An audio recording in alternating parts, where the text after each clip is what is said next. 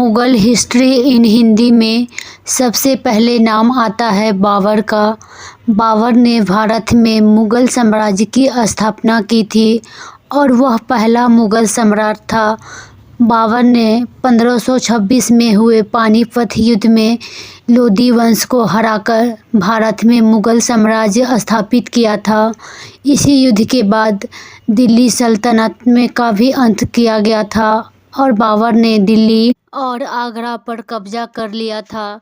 बाबर ने भारत पर 5 बार हमला किया था। उसने 1519 में यूसुफजई जाति के खिलाफ भारत में पहला संघर्ष छेड़ा था। इस अभियान में बाबर ने बाजौर और भेरा को अपने कब्जे में कर लिया था। मुग़ल साम्राज्य भारतीय इतिहास का सबसे बड़ा साम्राज्य में से एक है, जिसकी शुरुआत 16वीं शताब्दी से होती है तथा अंत 19वीं शताब्दी के मध्य में अर्थात 1857 के स्वतंत्रता संग्राम से पहले हो जाता है।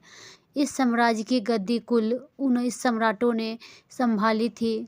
मुग़ल साम्राज्य का संस्थापक बाबर था, जो मध्य एशिया लगभग 331 साल तक भारत पर शासन करने वाला। मुग़ल शासन का सबसे अधिक विस्तार अकबर और औरंगजेब ने शासन में हुआ था। इन दोनों शासकों के विचार प्रणाली एक दूसरे से काफ़ी अलग थी। औरंगजेब एक कट्टर धार्मिक शासक था, वहीं अकबर सहिष्णुता से शासन करने वाला शासक सिद्ध हुआ। मध्य 16वीं शताब्दी और 17वीं शताब्दी के अंत के बीच मुग़ल साम्राज्य भारतीय उपमहाद्वीप में प्रमुख शक्ति थी। 1526 में स्थापित यह नाम मात्र 1857 तक बचा रहा, जब वह ब्रिटिश राज द्वारा हटाया गया।